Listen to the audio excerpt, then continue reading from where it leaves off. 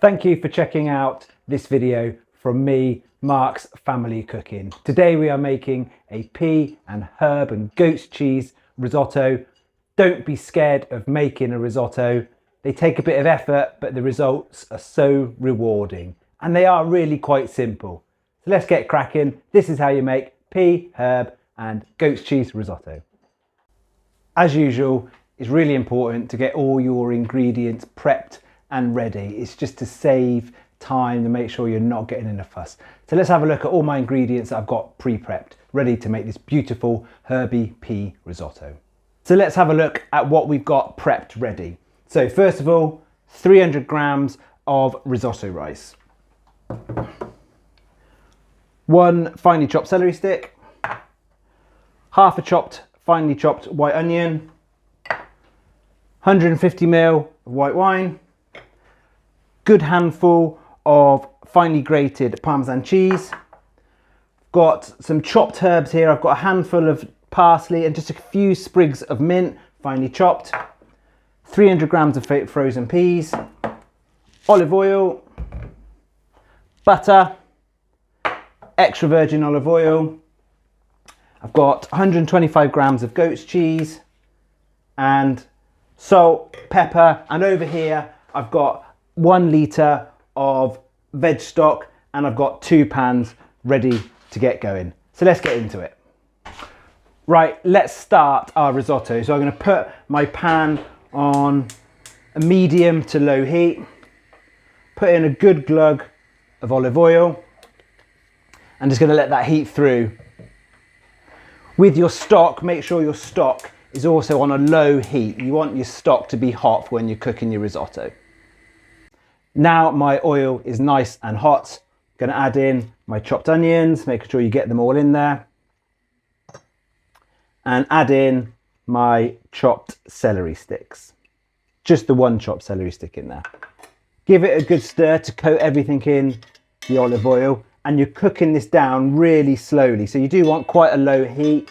You want everything to become nice and soft and translucent. You do not want to burn it at all because a burnt onion creates bitterness and we don't want bitterness in our risotto. So make sure we give everything a good coat and cook this down really slowly.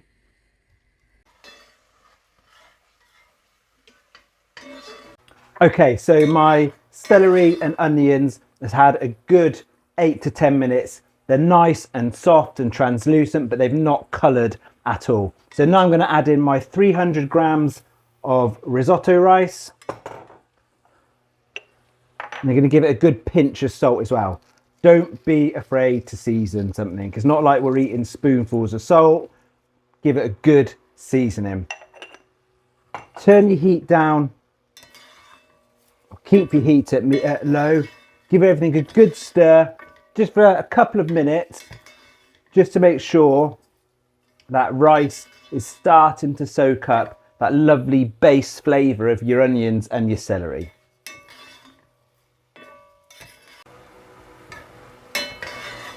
Now my risotto has had a good couple of minutes. I've made sure I've kept stirring it so none of it starts to stick.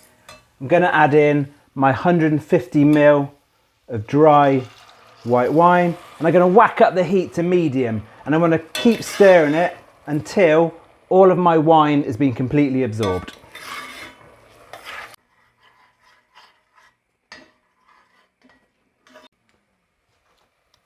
Now my wine has been absorbed, it's time to start adding my stock.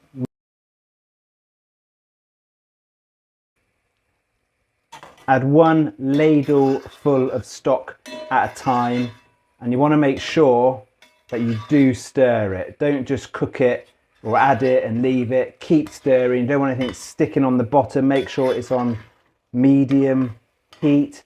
Give it a good stir as we go along. Once that's been absorbed, you then add in another ladle full of stock. You're looking to add a ladle full about every minute.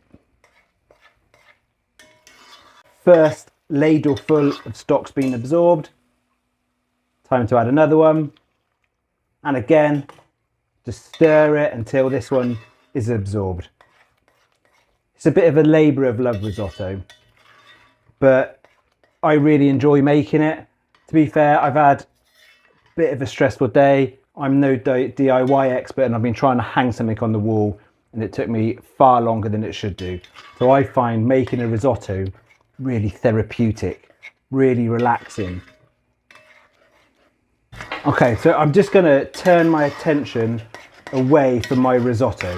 Actually, what I'm going to do is add some stock to it, give it a good stir, just to make sure it's not feeling neglected. And I've got another pan here, just going to turn it on to a medium heat. Into there, I'm going to add my frozen peas. Add them in there. Going to add a good knob of butter. Going to add my fresh herbs, making sure you get them all in there. And I'm going to add a splash of water. I'm just going to pop the heat on and leave them to cook for 4 minutes. So my risotto is pretty much done. It's nice and creamy from the starch. You want it nice and oozy. You don't want it so thick that you can paper walls with it. And then what you then need to do, turn off your peas, add them to your risotto, add your parmesan, which I've already done with your butter. Pop a lid on it and just leave it to stand for 2 minutes. Now your risotto is ready. This recipe is enough for 4 people. So put a good 3 big spoonfuls onto a plate.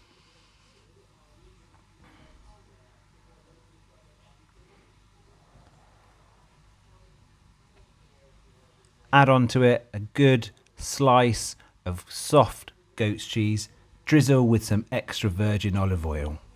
Spring on a plate. Tasty goat's cheese, oozy,